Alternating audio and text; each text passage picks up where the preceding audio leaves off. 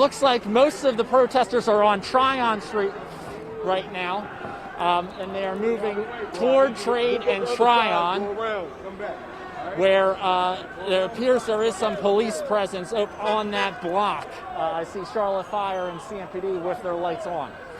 So CMPD has kind of pushed the protesters now to Tryon and East 3rd, right near that Wells Fargo building that was damaged.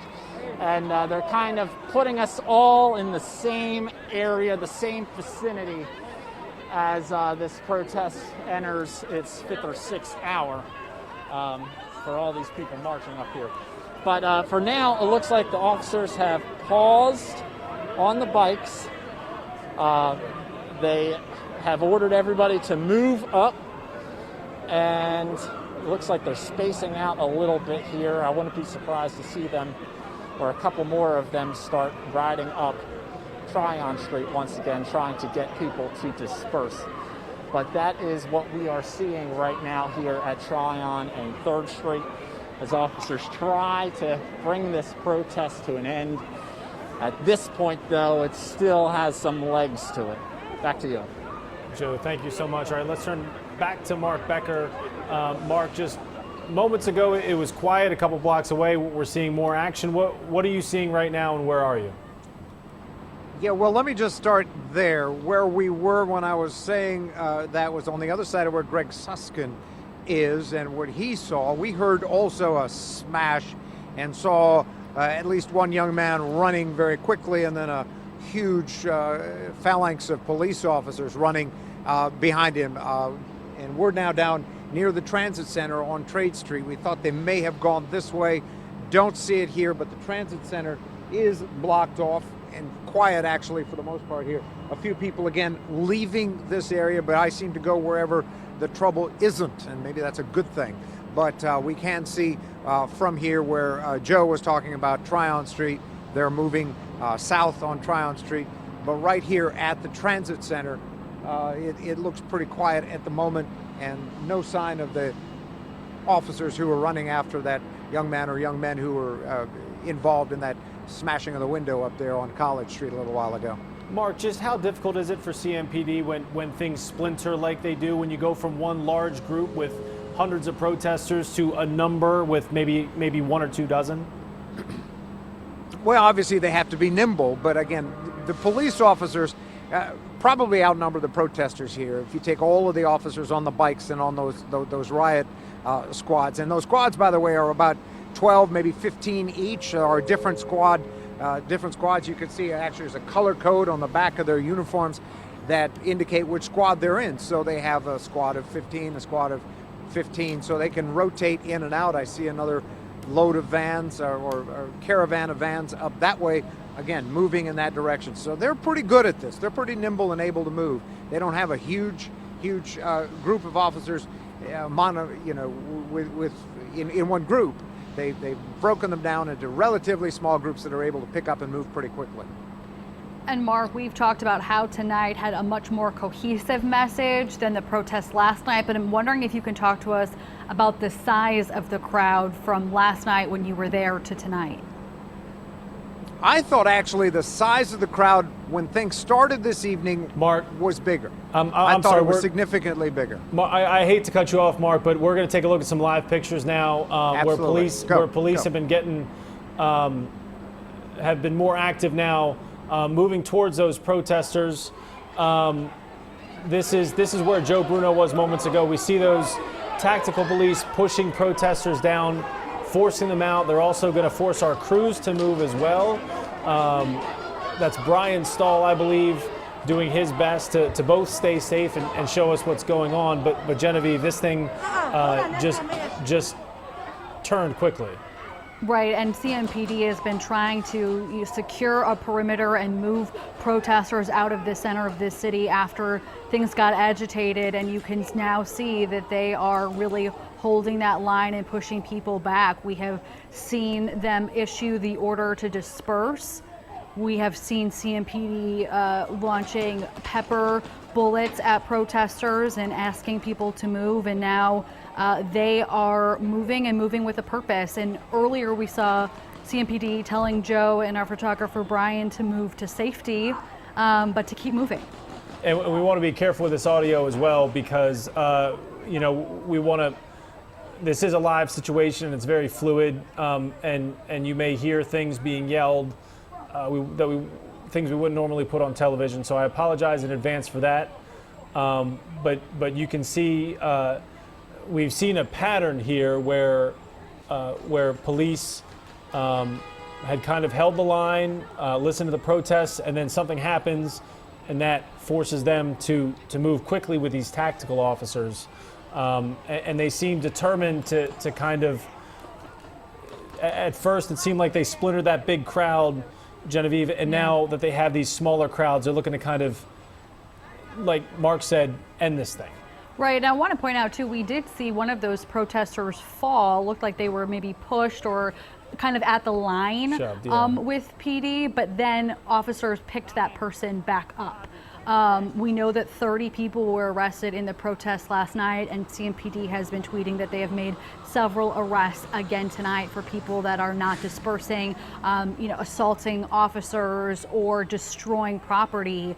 Joe has given us a lot of images, and his photographer Brian, of a lot of buildings in Uptown that have been damaged. The Wells Fargo, a 7-Eleven. Now you can see right now a protester launching something towards police and a protester looks like he was just hit with one of those pepper bullets. And to your point, they may have picked him back up, but clearly increasing the force, the really. force and intensity that they're trying to disperse this crowd, whether that was triggered by something or just, Mark Becker had said earlier that at some point they've given the order to disperse, and at some point they're going to move tactically and try to break this thing up and not have it last all night. We've seen more damage to property earlier in the night than we did last night. Most of that damage came in the early morning hours, really. Yeah. And now we're seeing a protester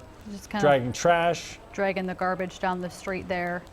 And last night we saw people grabbing construction cones and some of those orange and white barrels that have been used for construction in Uptown, kind of dragging those around.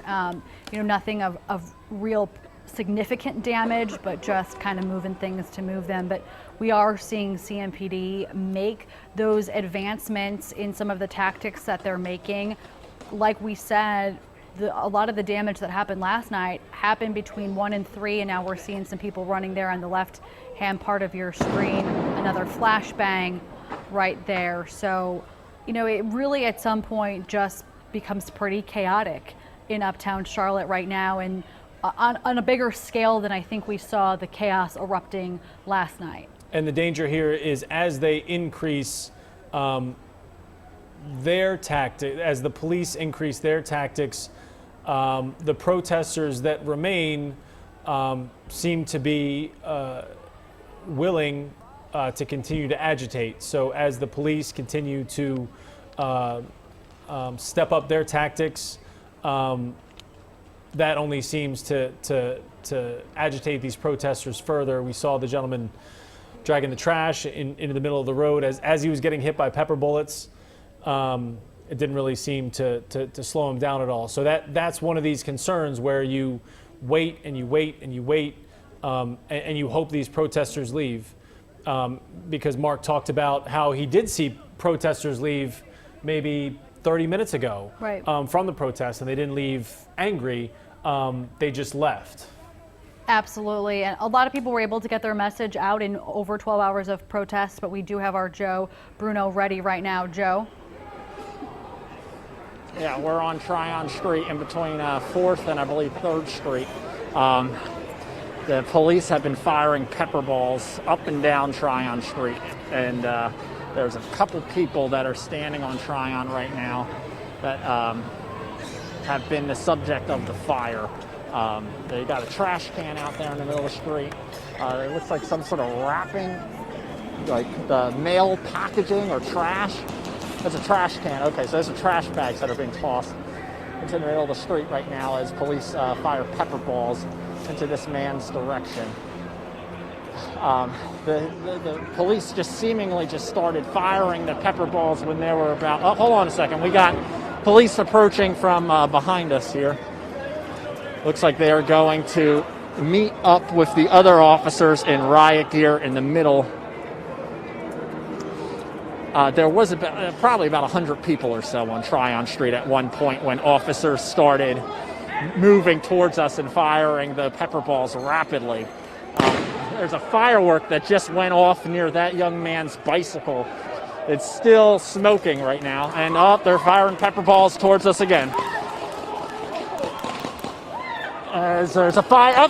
Brian, to your left, the light pole is on fire. The traffic light is on fire. Another firework is going off as well. There is a fire outside of the U.S. Bank on 4th Street and Tryon. Officers are still firing pepper balls, and they are checking out that fire. It's not a big one. It seems manageable. Firefighters are on scene and are able to attend to that before it gets too out of hand. But it does not look like that is going to spread into something worse, which is good news here. Joe, what? It kind of escalated. There was a firework that went off near that young man's bicycle in the street. Then all of a sudden we looked up, and that traffic light, that hand signal, was on fire. Officers were firing pepper balls into our direction as that firework went off, and the protesters dispersed. Now, I do see there is a man. Oh, is he all right? Down right now that is being attended to. Actually, it looks like he's under arrest right now. The officers have one man under arrest. It's unclear what for.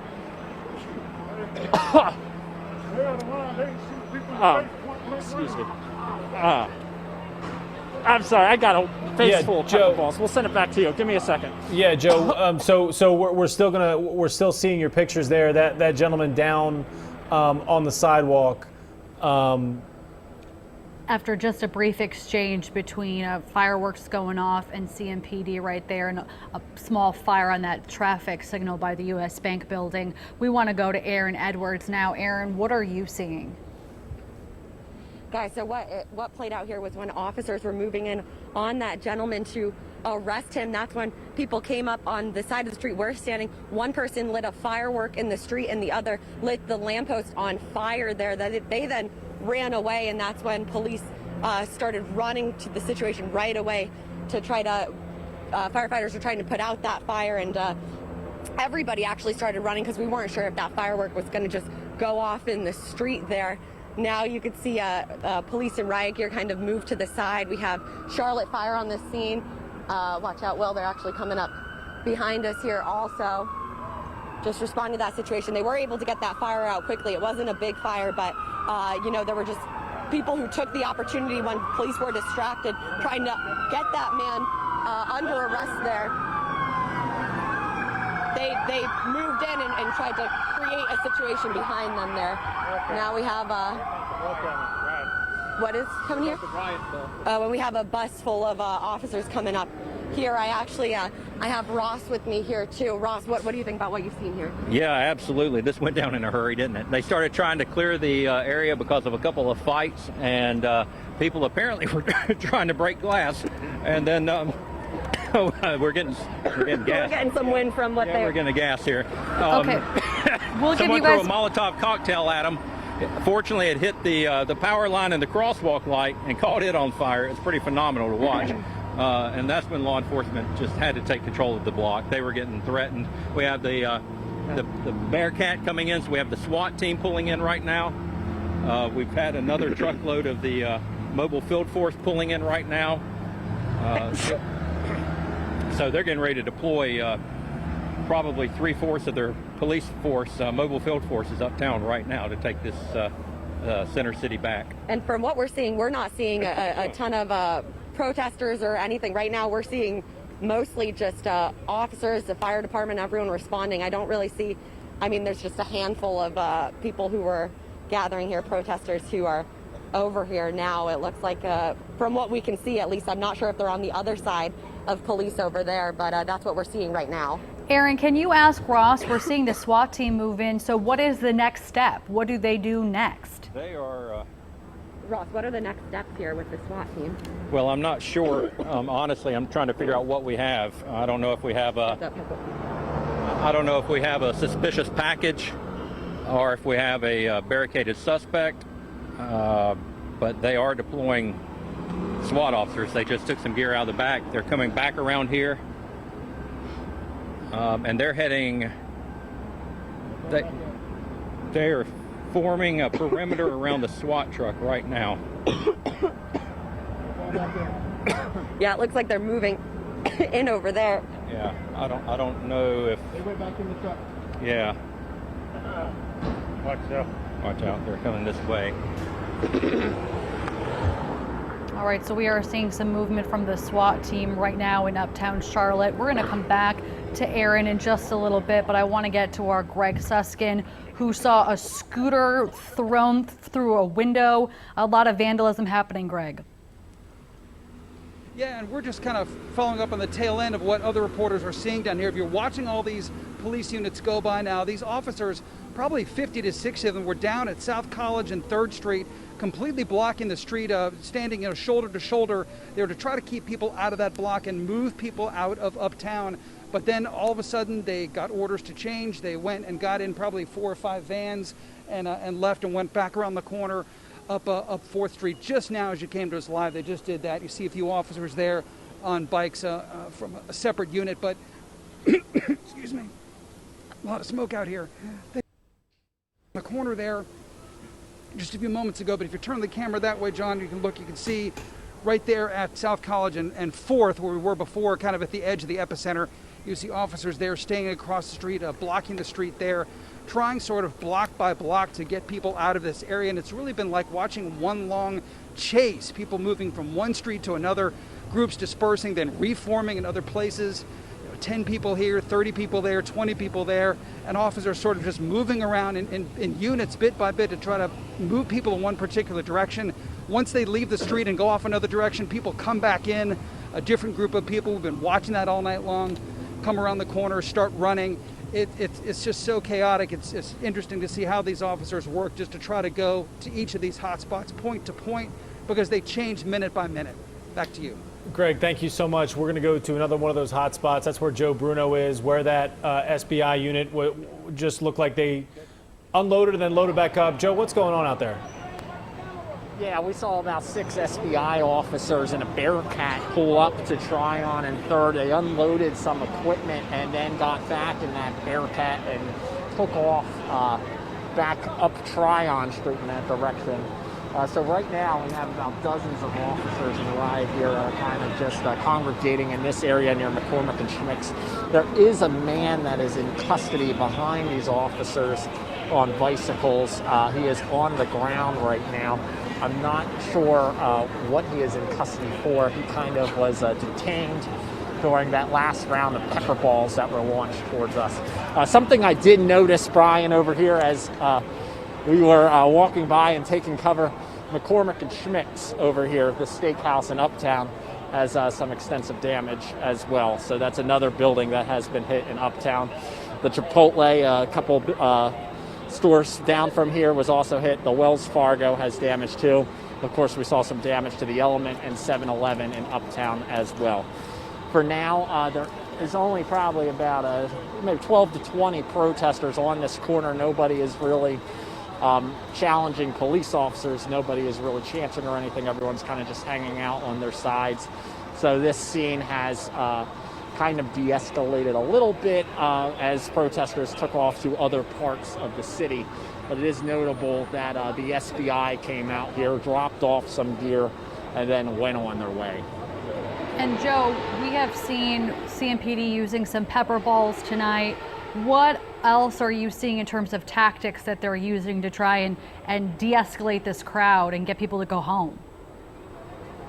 So the most recent tactic that they used before they started firing the pepper balls was this intimidation tactic where they all have their bicycles and just all at the same time say move back, and they pick up their bike and slam it down, pick up their bike, slam it down as they try to push the protesters to the direction that they want them to go in.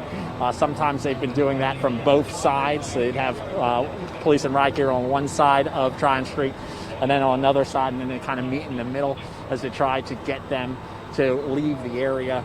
Aside from pepper balls, that's really all that I've seen fired towards us, other than maybe some fireworks from some people in the crowd. But those are the tactics that police officers are using at this point. Genevieve, Phil. Joe, thank you so much. We want to go back now to Aaron Edwards, who's kind of on the other side of that scene. Aaron, what are you seeing? And I'm wondering if you could ask Ross, what's next here? Yeah, we're kind of trying to figure out what exactly is going on here. You can see I couldn't tell if we were hearing more pepper balls being fired, but you can see fire is here, police is here. They have they're blocking most of the street. It's difficult to see what's going on the other side here. Ross, what are your thoughts on this, and what is there to do next? I think right now, honestly, they're just going to keep that intersection, and hopefully the crowd goes home. They're in no more mood to incite a riot than the people are at this point. I think everybody's getting tired. People are kind of working their way back home, and the best thing to do is just kind of let them. And from where you're standing, I don't know if you can see more than me, but is there anything going on in between? Yeah, they've got both intersections. They've got this entire block shut down, and I think probably what they're doing is, the fire department appears to be doing a damage assessment. I don't know if McCormick and Schmick or the bank building down here, but yeah, this is actually also where they had a window broken out. I'm not sure if we could see on the side over here, but there was a window broken out of the bank over here. It's difficult to see from here, but clearly working something. Fire department's working something over at this side of the intersection over here, so over near the seafood restaurant. So we're just trying to see right now what exactly it is they're working. It's hard to see. They really do have it blocked off, and they're trying to cover and protect whatever they're doing over here. Yeah, this is all scene security. Right now, this is not controlling protesters. This is securing a scene right now. Right, so we're working to find out exactly what they're securing right now. It's hard to tell. They do have it completely blocked off here. You can see they're backing up the fire truck where we're standing. I'm not sure if they're going to leave. It looks like they might be pulling out of there. Fire's clearing. Mm-hmm.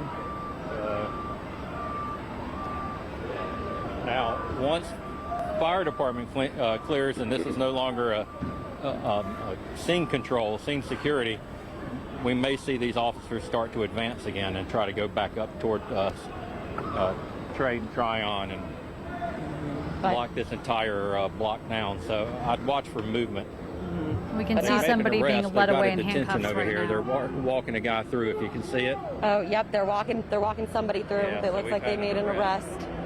I can't tell if it's the gentleman who was standing there getting hit with the pepper ball. Now the fire department's left. The people are getting agitated again and getting a little more vocal. Yeah, so I would look for emotions to start ramping up immediately here. People are generally calm when the fire department's on scene. It's like a sports game when they know an injured player. They kind of actually become a little bit respectful for that. And that's what we've seen, and immediately now we hear people yelling and shouting at police. It was just silent minutes ago, and now they're now they can be seen and heard, and they know that the person's either been taken into custody or treated and released or something of that effect. Never saw an ambulance arrive. Aaron, can you give us a sense of how many people are out there?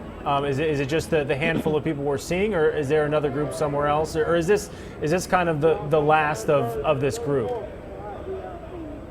Yeah, it looks like this is the last of the group over here. There aren't too many people out here right now, a few dozen, but not too many on where we're standing, at least. They did kind of separate both sides of the street here, and looks like there could be another group on the other side. Yeah, I see a few people standing on the other side, but not too many people. But the people that are here, they are getting angry. And we know that these protests and demonstrations lasted up until 5 in the morning this morning. Officers were still working on clearing people out of Uptown until 5 this morning, and so this may take quite a bit of time before people go home, like Chief Kirkputney had asked people to do last night. But it does look, for the most part, our crews have talked about how this group has splintered into these smaller groups, and it seems like there was just moments ago we saw one of those smaller groups get taken by police, and now the police are going after somebody else who was threatening them in some way, and now people are running towards our crew. Guys, I'm going this way. Obviously, our concern is with our crew, with our photographer Will and Aaron, making sure they're safe as they kind of move back from the scene. But Genevieve, this is kind of what we've seen, where Aaron, first of all, are you okay? It sounds like were those pepper balls, Aaron? Yeah, guys. Okay. Okay, I don't want to make you talk too much, but Genevieve, this is kind of what we've seen where when someone starts to maybe threaten that line of police, they move in and make an arrest or disperse that crowd, and it looks like that's what we saw. There was a protester that seemed like he was getting more agitated than the rest, more agitated than kind of the normal level, I guess, we've seen during the protest. And that's when the bike police moved in quickly, as we kind of see a reverse angle here. Again, CMPD trying to clear these protesters. They've given the order to go home, and now we're seeing them try to clear up the last of these kind of stragglers here. Right, and we know that this lasted fairly late into the early morning hours. It was around 5 a.m. CMPD said that they were finally able to clear people out of Uptown this morning. And so, it's midnight now. How long will this go? Really is yet to be seen, but we are seeing PD step up their tactics and try and get people to go home, because what was a very peaceful demonstration and protest for 10 plus hours today has turned. And the thing that city leaders have said over and over again is that they want people to be safe and to protect people over property and to take care of people. And so that's what we're seeing tonight.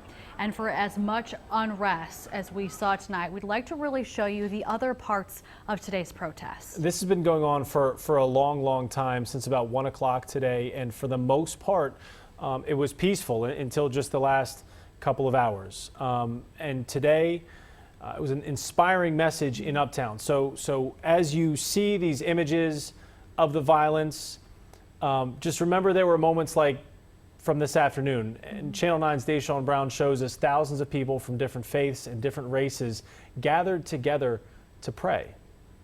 Here is the church.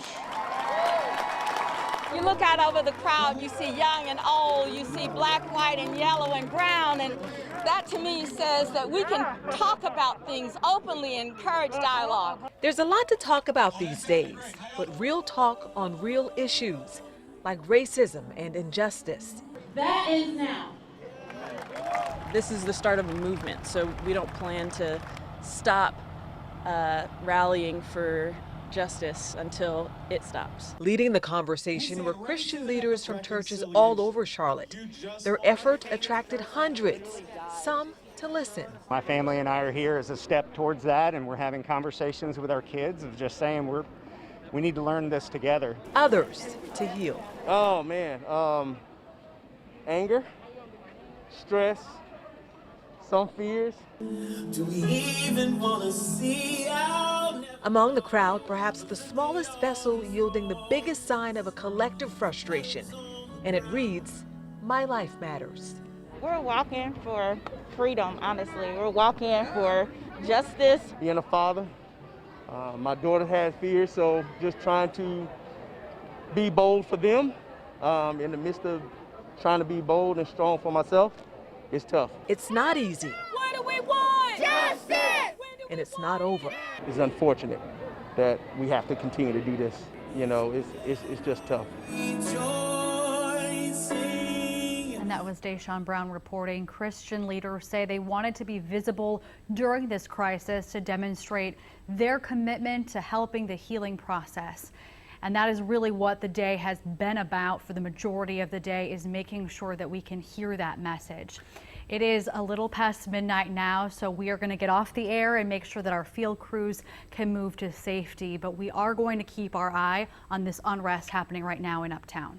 One of the things Governor Roy Cooper said in his press conference this afternoon is that the cry of the people is being drowned out by the noise of the riots. So I hope that you did listen to that message that Deshaun brought us from when this thing was peaceful and when these protesters wanted their voices to be heard.